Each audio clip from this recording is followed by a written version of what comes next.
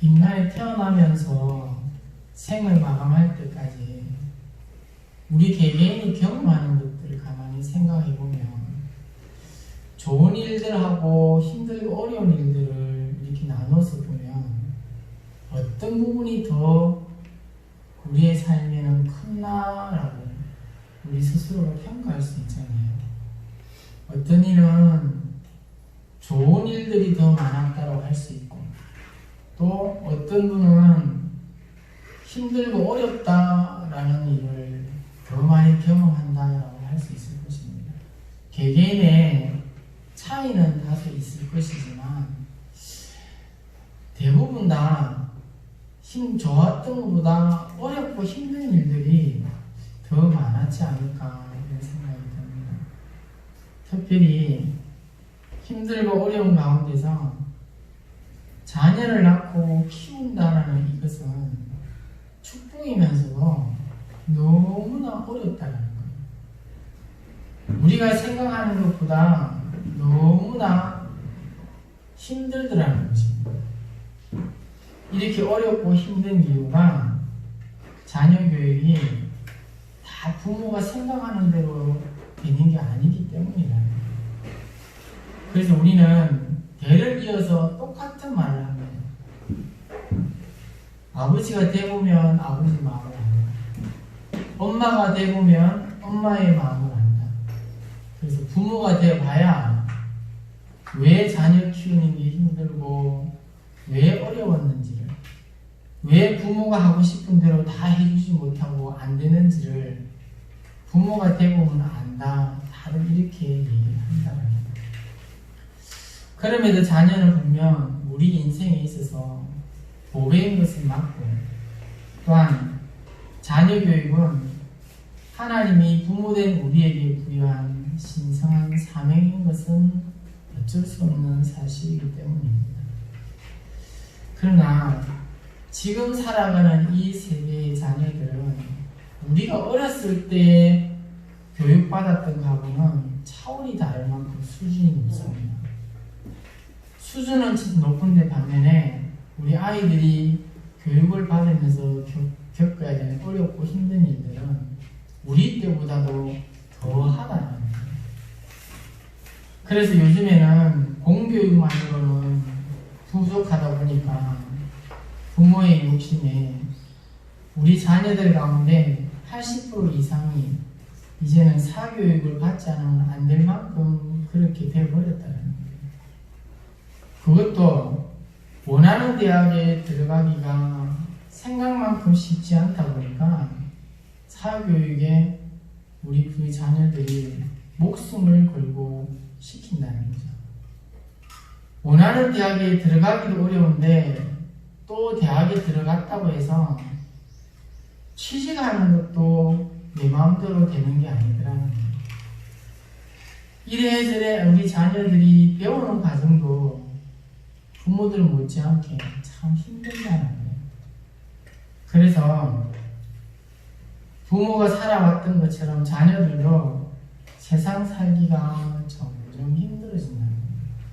우리 때보다도 지금 세대들 자녀들은 더 힘들고 앞으로 10년 후의 세대들은 더 힘든 게 뻔하다는 것입니다.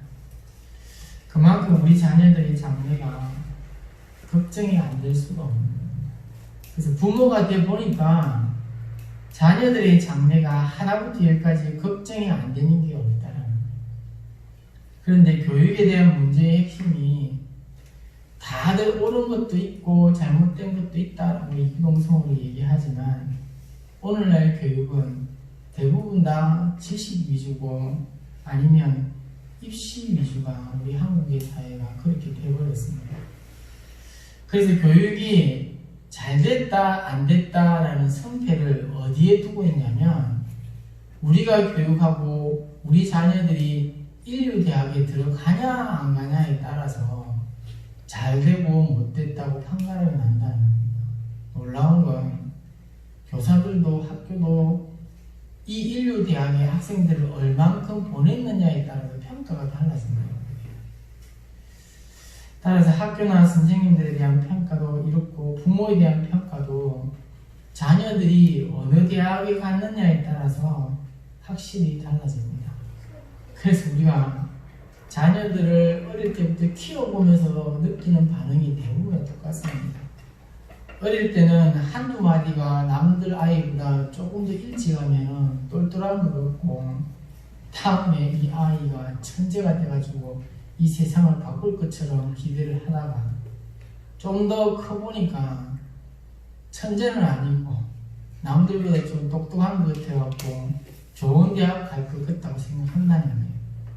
근데 좀 더 커서 보니까 그냥 평범한 아이들이라는 거예요. 나중에는 보니까 대학에 가겠나 싶을 만큼 내 아이가 그리 걱정스럽게 되어버렸다는 거예요. 대학이 문제가 아니라 이제는 이 자녀가 직장을 가서 결혼이나 하겠나 싶을 만큼 그런 세대가 되어버려요. 이렇게 교육적인 부분들로 인해서 우리 자녀들을 생각하면 하나부터 열까지 걱정스러운 게 너무 많다는 거예요. 그래서 이런 세태 가운데 우리 그리스도인들은 어떤 교육관을 갖고 살아야 할지 중요한 문제가 아닐 수가 없다라는 거예요. 이것이 어제 오늘만의 이야기가 아닙니다. 이미 오래전부터 한국 교회 안에 있는 교육의 문제가 대두되고 있는 게 현실입니다. 그런데 이런 교회 안에서의 교육마저도 세상 교육을 따라가지 못하다 보니까 교회 안의 교육을 기독교인 부모들이 이제는 외면하고 있다. 내 아이가 교회에서 교회 교육을 받는 걸 그렇게 달가워하지 않는다는 겁니다. 그 시간에 이 아이들 한자라도 더 교육을 받게끔 위해서 사교육에 우리 자녀들이 내몰리고 있는 게 현실이라는 거예요. 그리스도인이 된다는 것은 한마디로 말하면 모든 기준이요 하나님 중심입니다. 즉 성경적 기준으로 바뀌는 것을 의미하기 때문에 교육도 성경적인 교육관이 반드시 필요하다는 거예요. 그래서 그 기준에 비추어 오늘 우리의 자녀 교육을 한번 점검해보고 교정받을 필요가 있나 없나라는 것을 한번 보자는 거예요.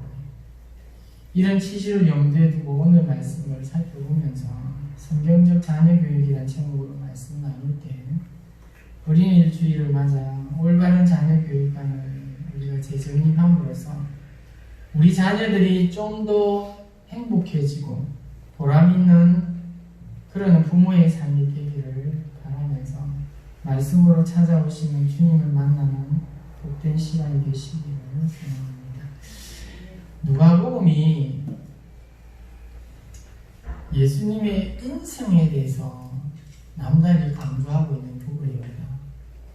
그래서 별명을 사람복음 이렇게 지어져 있습니다. 근데 반대로 요한복음은 예수님의 신적인 신성에 대해서 특별히 강조되어 있는 부분입니다. 그래서 요한복음의 별명은 독수리 복음입니다. 이렇게 예수님은 뚜렷하게 인성과 신성을 다 갖춘 존재. 그래서 누가복음은 다른 복음서에 비해 인성을 더 많이 소개합니다. 다시 말하면 인자로서의 예수님을 집중적으로 소개를 한다는 거예요. 그래서 요한복음과 함께 마태, 마가복음은 주로 예수님의 공적인 공생애에 관해서 집중적으로 기록을 합니다. 그에 비해서 누가복음은 예수님의 탄생 그리고 예수님의 유년기에 관한 기사를 좀 더 많이 기록하고 있다는 것입니다. 따라서 본문은 인자로서의 예수님의 유년기 그리고 성장 과정을 비교적 상세하게 기록한 것을 우리가 오늘 보는 중입니다. 이처럼 유아기와 유년기의 예수님의 모습을 소개한 이 누가복음이 유일하다는 거예요. 왜냐하면 성경은 전적으로 예수님의 구속 사역에 관해서 기록되어 있는 것이 주된 목적이다 보니까 공생애 이전에 예수님의 사생의 과정에는 거의 모습이 침묵되어 있습니다. 이런 점을 감안하면 누가복음이 예수님의 사적인 생활들을 기록했다는 것이 좀 특이하다라고 생각하는 것이죠.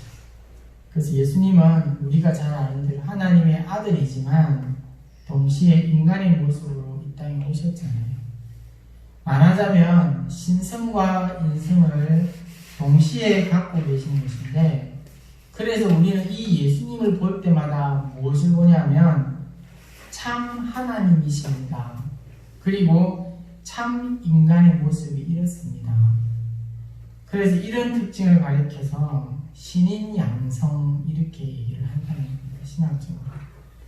그래서 예수님의 모습을 보면 하나님이 어떤 분인가라는 것을 우리가 보게 되고, 동시에 참 인간의 모습이 어떤 존재인가라는 것을 우리가 보게 된다는 것이죠. 그런 점에서 오늘 본문에 나오는 예수님의 어린 시절에 관한 기록은 참 인간의 모델을 제시해주고 있구나라는 것을 우리에게 보여주는 장면입니다. 먼저 본문 40절에 보면 예수님의 유아기의 모습을 간략하게 그러면서도 정확하게 설명을 이렇게 합니다. 40절에 아기가 자라며 강하여지고 지혜가 충만하며 하나님의 은혜가 그의 위에 있더라. 여기서 자라며 강하여진다라는 이 말은 말 그대로 육체가 건강한 아이로 커가고 있다라는 겁니다. 또한 지혜가 충만하다라는 말은 말 그대로 지적인 부분들이 발달하고 있다라는 것입니다.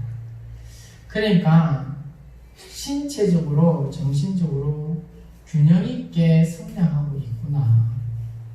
무엇보다도 누가가 여기서 소개한 것 중에 하나가 하나님의 은혜가 그의 위에 있더라 이런 표현입니다.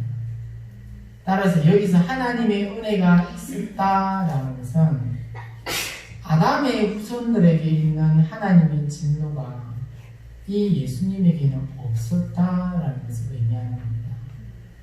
특별히 하나님의 사랑이 아기 예수와 함께 있었다라는 것을 보여주는 장면입니다. 이렇게 신체적으로 성장하고 지적으로 성장하는 것이 하나님의 은혜 안에서 이루어져 가고 있고, 가장 중요한 것은 하나님과의 관계 속에 영적인 부분도 같이 성장하고 있구나라는 것을 보여준다는 거예요. 그래서 41절부터 51절에 쭉 이어지는 내용이 어떤 거냐면 예수님이 12살 될 때입니다. 그래서 40절은 아기 예수가 자라는 거잖아요. 그러면서 불과 12년 뻥튀기에서 41절부터 이어지는 겁니다. 12살 때 예수님이 부모와 더불어서 보여주는 그런 하나의 에피소드예요. 성전에 갔던 때 장면인데, 유월절을 지키고 이제 돌아가는 길에 예수님이 따라오지 않는 장면입니다. 성전에 남아가지고 예수님이 율법 학자들과 거기 앉아서 질문하게 되고, 또 거기서 가르치는 걸 듣고 배우면서 나누는 그 시간을 오늘 본문이 보여주는 겁니다. 그런데 이 성전에 남아서 선생님들과 토론하고 있는 이 소년 예수의 말을 듣고 있는 선생님들의 표정이 오늘 본문에서 이렇게 소개합니다. 47절에 보면 듣는 자가 다 그 지혜와 대답을 놀랍게 여기더라. 여기서 중요한 단어가 놀랍게 여기더라라는 이 단어입니다. 이 단어가 미완료입니다. 한마디로 말하면 이 예수가 말하는, 소년 예수가 말하는 것을 이 학자들이 들을 때마다 넋이 나갈 만큼 이만큼 놀랍다라는 이 말 한마디 한마디예요. 근데 이 문법이 미완료 시제다 보니까 계속해서 말하는 것마다 놀라운 거예요. 예수가 말하는 것이. 학자들이 들었을 때 한 번도 깨닫지 못했던 것들을 이 어린 소년이 얘기할 때마다 알게 되더라고요. 근데 이 놀랍다라는 표현이요, 48절에 보면 그 부모도 똑같이 얘기합니다. 그의 부모가 보고 놀라며. 여기 이 놀랍다라는 말도 똑같은 앞에 있는 것 같은 단어입니다. 이 부모 입장에서 보면 또 황당한 거예요. 12살 될 때까지 유대인들은 율법을 자녀들에게 계속해서 가르칩니다. 그래서 예수의 부모도 어릴 때부터 예수에게 이런 교육을 했을 거예요. 그렇지만 학자들이 놀랄 정도만큼 부모들이 들었을 때도 한 번도 교육해주지 않았던 것들을 듣게 되었다라는 거예요. 얼마나 놀랍냐는 거예요. 여기서 두 가지 면을 우리가 확인하게 되는데, 하나는 한 인간으로서 예수님의 지적인 발달함이 탁월하다는 거예요. 또 하나는 하나님 아들로서의 예수님의 지혜는 신적인 부분이 이런 거구나 라는 것을 우리에게 보여준다는 거예요. 그래서 49절에 부모가 찾아다녔다는 말에 대해 예수님의 대답이 이렇습니다. 49절에 보면 내가 내 아버지 집에 있어야 될 줄을 알지 못하셨나이까. 이것은 예수님이 어려서부터 성장하는 과정에서 부모로부터 하나님의 말씀을 듣고 펴가는 과정에서 예수님이 알게 되고 깨달아진 게 뭐냐면 본인과 하나님 아버지의 관계가 어떤 존재였던가라는 것을 알게 되었었다는 겁니다. 더 나아가 자신이 하나님의 아들 메시아라는 사실을 12살이 되었을 때까지 벌써 자각하고 있다는 겁니다. 본인이 어떤 존재인가를 알게 되어진 겁니다. 그래서 이런 모습은 소년 예수가 모든 면에서 균형 있게 성장하고 있었구나라는 것을 보여주는 거예요. 먼 길을 순례할 만큼 육체적으로도 건강했고 탁월한 지혜를 소유했으며 특별히 사람들과도 잘 어울리는 인격적인 부분들, 그러니까 사회성도 잘 갖춰가고 있더라는 것입니다. 그리고 자신이 하나님의 아들이다라는 것을 인식하면서 하나님 아버지와의 깊은 영적 교제도 계속 유지하고 있었구나라는 것을 보여주는 장면입니다. 이 모든 것을 종합해서 다시 설명해주는 구절이 마지막 52절 이 구절입니다. 예수는 지혜와 키가 자라가며 하나님과 사람에게 더욱 사랑스러워하시리라. 여기서 중요한 단어가 바로 이 사랑스러워하시더라라는 말입니다. 이 말을 헬라어 원문으로 그대로 번역하면 은혜에 있어서라는 단어입니다. 사랑스러워하시더라.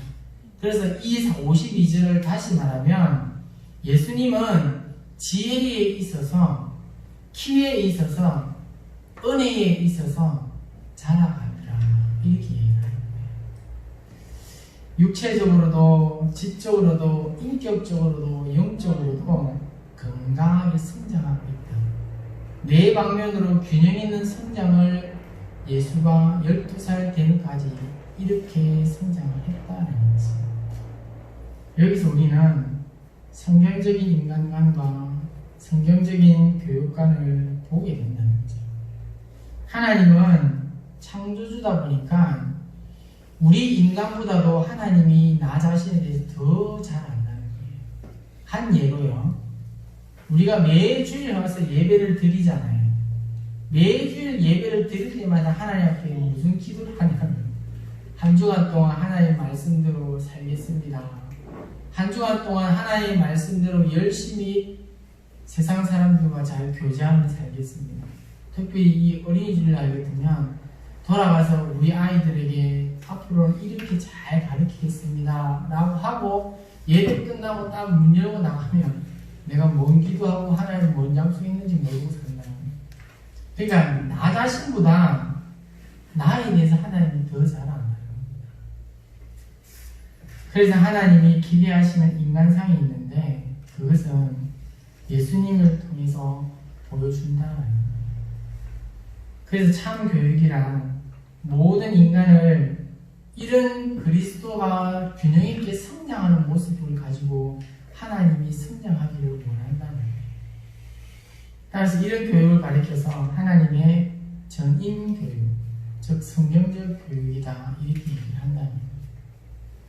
그러므로 하나님이 인간을 창조하신 대로 모든 면에서 균형 있게 골고루 발달되어야 진짜 인간이 된다는 거예요. 그럴 때 비로소 인간은 행복합니다. 그것이 곧 성공적인 올바른 기준으로 나아갑니다. 라고 말을 할 수 있다는 거예요. 따라서 어느 한쪽으로 치우친다는 것은 참 교육이 될 수 없다는 거예요. 지금 우리 세대의 자녀들의 교육은 거의 일방적입니다.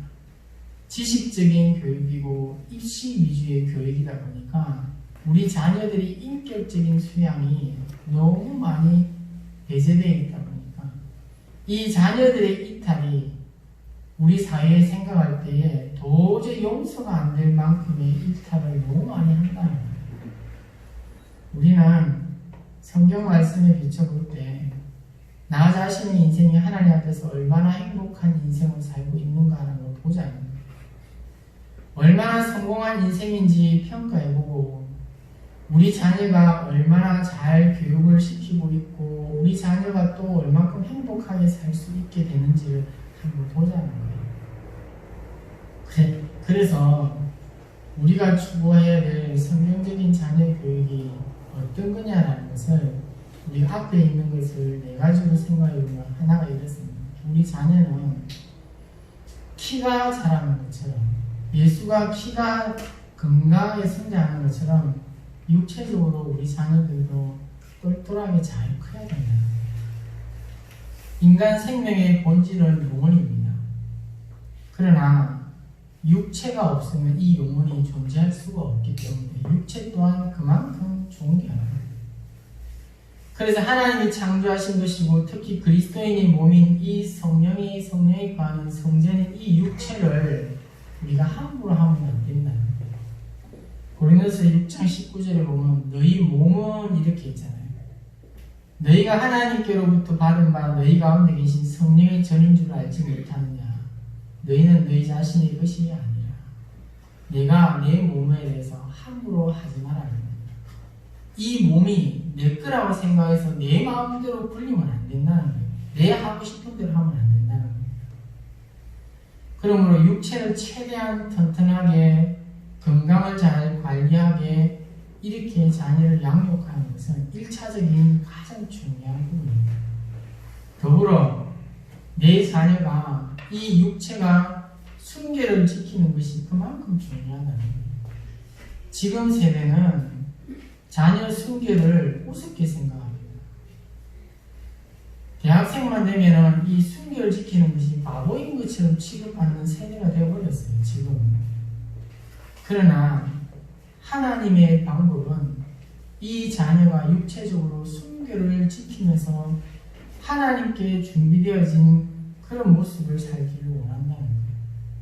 아무리 공부 잘하고 여러 가지 재능을 갖추었다 해도 육체가 건강하지 못하고 아프면 모든 게 힘듭니다.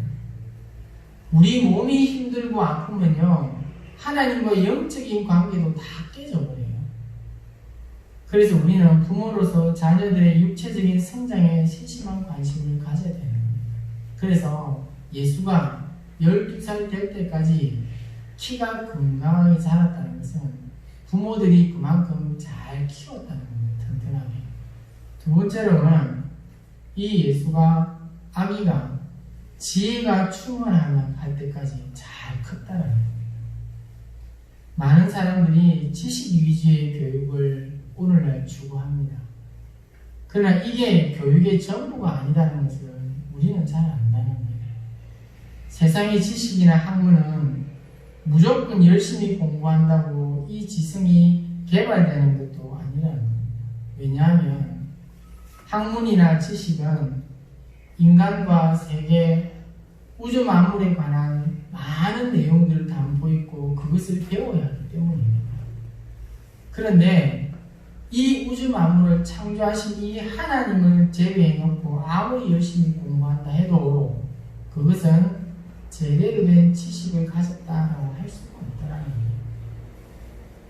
그래서 불균형한 지식을 지금 우리 자녀들이 배우고 있고 우리도 배웠고 앞으로 세대들이 그렇게 하게 될 거라는 거예요. 잠언서 1장 7절 말씀대로 여호와를 경외하는 것이 지식의 근본이다. 즉 성경을 알지 못하면 헛되다는 거예요. 우리 자녀들에게 세상의 지식이나 학문 이전에 얼만큼 성경을 가르쳤냐라는 겁니다. 우리가 어렸을 때는 싫든 좋든 간에 성경을 외워야 됐어요. 성경 구절을 외우는 것도 교회 안에서도 참 많이 했습니다. 근데 지금 우리 자녀들이 성경 구절을 몇 절이나 알고 있는지 한번 물어보면요, 솔직히 말하면 똥통이에요. 누가 알고 있겠냐는 거예요. 우리 형언이도 몇 구절을 알고 있을지 저는 장담 못해요. 한 구절이라도 외우고 있는지 모르겠어요. 주기도문 빼고. 혜원이는 얼만큼 외우고 있어? 올리브 영에서 이게 얼마입니다. 그거는 외우고 있을지 모르겠지만 성경 구절은 얼마나 외울는지. 우리 나연이는 얼마나 성경 구절을 외우면서 엄마가 훈련시켰는지 모르겠어요. 세상에는요, 수많은 지혜와 지식이 있지만 하나님에 대한 지식과 지혜가 없으면 우리 그리스도인 입장에서는 쓸모없다는 겁니다. 따라서 지식이 많아도 하나님이 주시는 지혜가 부족하면 그거는 죽은 지식이 되고 인생에 유익하게 쓰일 수 없다는 겁니다. 성경을 읽을 때 지적인 부분들이 잘 연마되는데 그 증거가 유대인들이라고 하잖아요. 유대인들은 구약밖에 안 믿는데도 전 세계에 이 사람들이 없으면 세계가 안 돌아간다는 거예요. 세계에서 가장 지적인 부분들이 발달한 민족이 유대인이라고 하는데 우리는 신구약을 다 믿는데도 불구하고 이들을 못 따라간다는 거예요. 우리나라 인구의 3분의 1밖에 안 되는 1450만 명이 전 세계에 흩어져 삽니다. 그것도 680만 명이 미국에 거주합니다. 노벨 문학상을 받은 300명 가운데 100명 이상이 유대인입니다. 이런 유대인들을 미국의 교수가, 학자가 조사를 했는데 왜 유대인들이 이렇게 타고나냐는. 근데 유대인들은 선천적인 타고남이 없다라는 겁니다. 이 사람들은 말 그대로 후천적인 노력의 결과로 미국 대학의 25%가 교수가 될 만큼 전 세계 모든 것들을 움직일 만큼. 그래서 이 사람들이 후천적인 노력의 결과가 뭐냐면 탁월한 교육 때문이라는 겁니다. 그래서 이스라엘의 교육은 우리가 잘 아는 대로 쇠마 교육입니다. 다시 말하면 말씀 교육이 중심이다. 이스라엘아 들으라, 즉 쇠마 이스라엘 이 말로 시작하게 되는데 이스라엘은 자녀들이 태어나면서부터 성경은 그냥 앞에 놔둔대요. 몰라도. 그래서 우스갯얘기로는 이 성경 책거풀에 꿀을 발라가지고 그것을 핥아 먹으면서 크게끔 한다는 거죠. 듣든 못 듣든 알아듣든 못 알아듣든 이 아이들을 계속해서 어릴 때부터 성경을 읽히면서 키운다는 겁니다. 그러면서 말씀을 공부하게 되고 말씀을 암송하게 되고 나중에 이 아이들이 스스로가 이해하는 지성이 발달되어졌을 때에 그때서야 어릴 때부터 듣고 외웠던 이 말씀이 삶에 그대로 실천이 되고 적용이 되더라는 거예요. 앞에도 얘기했잖아요. 우리는 어렸을 때에 우리 부모로부터 얻어 터져가면서 성경을 읽고 외우고 했다면 지금의 우리 자녀들은 부모한테 얻어 터지면서 외운다는 건 생각도 못해요. 또 교회 교육에서 그렇게 하지도 않아요. 우리 한국에 이런 여학생이 있었어요. 초등학교 때부터 고등학교 3학년까지 12년 동안 교회에서 열리는 성경보사대회 때마다 안 나가본 애가 없대요. 12년 동안 성경보사대회 매일 나갔단 말이에요. 매년. 그래서 이 아이가 나중에 서울대학을 입학했는데 기자가 성경 공부를 하는 게 학교 입시에 방해가 안 되느냐 이렇게 질문을 했을 때에 이 아이가 하는 얘기입니다. 오히려 이 성경을 외우고 암송하는 것이 자기에게 공부하는 데 집중력을 키우게 되고 암송하는 것들이 자기가 공부하는데 암기하는 것들이 도움이 되더라는 겁니다. 그 학생은 장차 자기가 나라를 위해서 이런 일을 하고 싶습니다. 그런 포부까지 보여주더라는 겁니다. 자녀들에게 여러 가지 공부를 많이 시키되 그 중심에 성경 교육이 빠지면 안 된다. 그런데 오늘날 우리는 이 성경 교육을 너무나 등한시하는 것은 사실입니다. 그래서 신앙 교육은 물론이고 지적인 개발에 큰 진보가 있어야 된다는 것을 우리는 아기 예수가 성장하면서 봤던 것들을 우리도 보게 되는 거죠. 또 하나 중요한 게 뭐냐면 여기 보면 52절에 이렇게 되어 있습니다. 예수가 지혜와 키가 자라가며 하나님과 사람에게 더욱 사랑스러워갑니다. 뭐냐면 인격적으로도 사회성으로도 예수가 잘 성장했다라는 거예요. 인간은 혼자 못 살잖아요. 다른 사람들과 어울리고 남을 배려하는 법을 배우는 사회적인 존재입니다. 즉 인격적인 성장이고 사회성이 개발되어야 되는데 만약 이런 훈련이 되지 않으면 아무리 지적으로 훌륭해도요 소용이 없다는 거예요. 많은 사람들이 이끄는 지도자가 되기 위해서는 이런 어떤 인격적인 성장이 안 되면 이 지도자가 될 수가 없습니다. 오히려 문제를 일으키는 많은 트러블 메이커가 될 수밖에 없다는 거예요. 사실 앞에도 얘기했지만 오늘의 우리 10대 아이들이 저지르는 일들은 다 여기서부터 시작되는 거예요.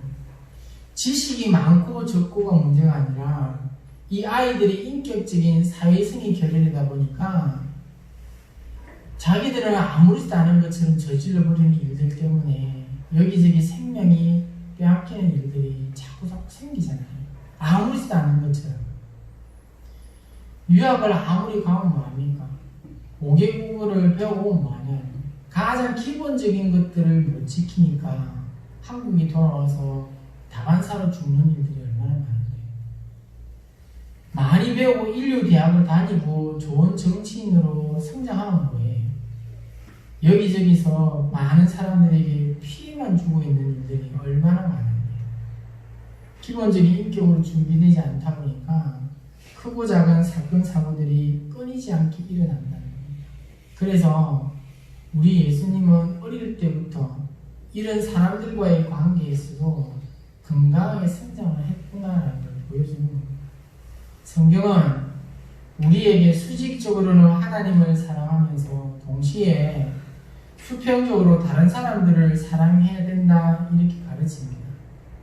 그러므로 항상 다른 사람을 배려하고 사회 전체를 생각하는 태도가 우리에게는 정말 필요하다. 내 자녀에게는 이런 교육이 절실하다는 거예요. 그래서 어려서부터 이런 태도를 길러주는 것은 너무나 중요한 교육이고 그럴 때에 또한 성공하는 인생이 될 수 있다는 거예요. 한국 부모들은 되게 자기 아이만 잘하면 아무 문제가 없는 것처럼 생각합니다. 저희도요, 우리 형언니 형목이 클 때 집에서 욕하는 소리를 못 들어봤어요. 그래서 이것들은 욕 못하는 줄 알았습니다. 그런데 알고 보니까 이 둘도 얼마나 욕 잘하는지. 학교 가면 욕 안 하면 대화가 안 된다니까. 아, 그렇구나. 그래서 부모들은 자기 아이들은 다 착한 줄 알지만 사고 쳐놓고 보니까 내 아이도 다른 아이와 이런 모습이 있구나 그때서야 생각한다는 거죠. 우리는 다른 아이들을 배려하고 도와주는 것이 어색할 정도로 지금 부모들이 자기 자녀들에게 그런 것들을 잘 모른다는 거예요. 그래서 배려하고 도와주는 교육을 해야 된다는 거예요. 그럴 때 아이들이 큰 사람이 되고 나라와 민족을 위해서 쓰임받는 사람이 될 수 있다는 거예요. 정말 자녀들을 좋은 사람으로 키우고 싶다면 예수가 사람들로부터 사랑스러워지고 은혜롭게 자랐던 것들처럼 우리 자녀들도 그렇게 되기 위해서 기도하고 또 양육을 해야 되는 거예요. 마지막으로 보면 우리 인간의 육체와 함께 영혼을 갖고 있기 때문에 이 영혼 또한 그만큼 중요합니다. 왜냐하면 이 영혼이 없으면 죽은 것이고 이 영혼이 없으면 하나님을 만날 수가 없기 때문에. 그래서 영혼이 하나님을 만나야 영생을 얻고 천국에 가잖아요. 아무리 출세해도 구원받지 못하면 의미가 없듯이 영생을 얻지 못하면 아무리 부자면 뭐예요? 권력을 가지면 뭐하냐는 거예요. 예수님께서 분명히 이렇게 가르칩니다. 마태복음 16장 26절에 보면 사람이 만일 온 천하를 얻고도 제 목숨을 잃으면 무엇이 유익하리요? 사람이 무엇을 주고 제 목숨을 바꾸겠느냐? 자녀를 인류로 키우고 싶으면 하나님이 인정하는 진짜 인류를 추구하면 되는데 사실 그게 잘 안 된다는 거예요. 우리 부모들 눈에는 하나님이 인정하는 인류를 키우고 싶은 욕심은 있는데 실질적으로 나타나는 것은 세상적인 인류의 우리 자녀가 거기에 자꾸 함께 있으면 하는 아림을 양보한다는 거예요. 삼류보다 못한 세상적인 인류는 가짜 진짜가 될 수밖에 없습니다. 반대로 세상의 삼류일지라도 신앙이 잘 되어져 있으면 세상의 인류보다 나을 수가 있다는 거예요. 물론 세상의 인류에다가 신앙까지 갖춰지면 우리는 초인류가 될 수 있는 자녀가 됩니다. 그래서 자녀들에게 무엇보다도 신앙심을 심어주는 것이 오늘날 교회 교육에 정말 필요하고 우리 부모들이 제일 첫 번째로 가져야 될 마음이에요. 그들의 영혼이 살아계신 하나님을 만날 수 있도록 도와주는 것을 우리 부모들이 첫 번째로 생각을 해야 되고 이게 참 어려운데 신앙은 말로 되는 게 아니기 때문에 어렵다는 거예요. 하나님께서 우리 자녀들의 영혼을 터치해주지 않으면 쉽지 않습니다. 우리 한 사람 한 사람이 예배 중에 하나님이 만나주지 않으면 힘들듯이 내 자녀 또한 하나님이 그 영혼을 만져줘야만이 올바르게 성장할 수 있는 거예요. 그러기 위해서는 기도가 절실하게 되고 우리 자녀들에게 말씀을 잘 가르쳐야 되는 것도 필요하다는 겁니다. 결정적으로 필요한 것은 우리 부모된 자가 우리 자녀들을 놓고 얼마만큼 많이 눈물로 기도를 하냐는 거예요. 저도 몇 번 얘기했지만 저는 저를 위해서 기도하는 군대가 참 많았는데 점점점 줄어듭니다. 기도하는 군대가 줄어들면 그만큼 저한테도 손해거든요. 근데 저는 우리 형언이를 위해서 참 기도를 그렇게 많이 못해요. 그래서 내가 받아 누리는 기도의 용량만큼 우리 형언이에게 주지를 못한다는 게 참 미안스럽습니다. 부모들이 우리 자녀를 위해서 얼마만큼 기도를 하고 말씀으로 양육하느냐 보면요, 우리 부모의 신앙이 딱 드러난다는 거예요. 결국은 하나님 우리 기도를 들으시고 자녀들의 영혼을 만져주실 건데 그럴 때 자녀들의 영혼이 새롭게 하나님 앞에 펼쳐지게 되는 겁니다. 우리는 한번 해봐야 되는 거예요. 실험을 해봐야 되는 거예요. 오늘부터 얼마만큼 자녀를 위해서 기도하고 얼마만큼 하나님 앞에 우리 자녀가 이렇게 되기를 요구하는지를 부모가 얼마만큼 하느냐에 따라 변화되는 것을 보라는 것입니다. 사실 자녀가 성장을 하면 신앙적인 부분도 부모 입장에서 터치가 잘 안 돼요.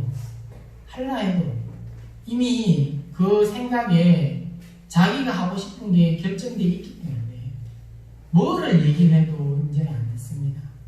그래서 방법은요, 이 자녀를 위해서 기도하는 것밖에 없어요.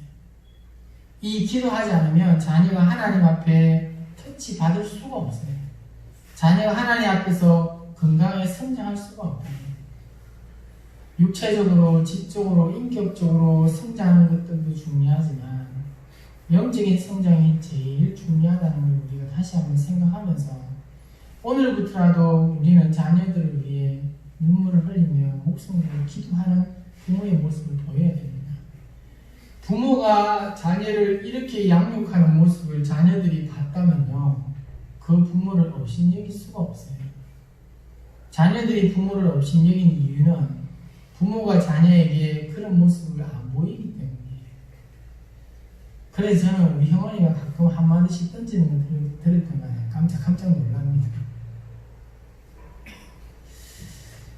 그래서 많이 반성도 하기도 합니다. 사실 재산을 물려주는 것은 조금 주는 것이고 공부시키는 것은 조금 더 주는 것이고 그러나 신앙을 물려주는 것은 전부 주는 것이다, 이런 말이 있습니다. 우리 그리스도인들은, 부모들은 우리 자녀에게 줄 수 있는 건 이거밖에 없다는 거예요. 24시간, 24시간, 1년으로 우리 자녀들이 평생 살아갈 동안 우리 부모가 옆에서 일일이 챙겨주지 못하잖아요. 그래서 이 일들은 누가 해야 하냐면 철저하게 하나님이 하셔야 된다. 그래서 우리가 부모들이 할 수 있는 것은 하나님이 내 자녀를 직접 만나서 내 자녀가 영적으로 성장을 해서 육적으로, 지적으로, 인격적으로 성장시키려 하자고 우리 부모가 지금은 그렇게 해야 될 때라는 거예요. 이것이 최고의 유산을 남겨주는 신앙이기 때문입니다. 지금 우리는 하나님의 기준으로 볼 때 얼마나 온전한 모습으로 살고 있냐를 보자는 거예요. 우리 자녀들은 하나님의 기준인 성경적인 교육관으로 봤을 때 얼마만큼 성경적으로 잘 양육했냐를 보자는 거예요. 오늘 말씀을 보면서 우리 자신이 먼저 하나님의 기준에 합당한 인생이 되면 참 좋겠다는 것을 한번 생각하면서 우리 자녀들 또한 하나님의 말씀대로 바르게 양육되어짐으로 이들이 펼쳐나가야 될 꿈을 하나님과 함께 해나갈 수 있도록 우리가 잘 인도해 주자는 것입니다. 그래서 우리 자녀들이 행복한 인생으로 하나님의 영광을 위한 존귀한 인생으로 계속 성장해 나가도록 부모의 역할을 잘 감당하면서 우리 자녀들이 영적으로, 육적으로, 지적으로, 인격적으로 하나님께 영광을 돌리는 그런 모습을 잘 성장해가는 저와 여러분들의 복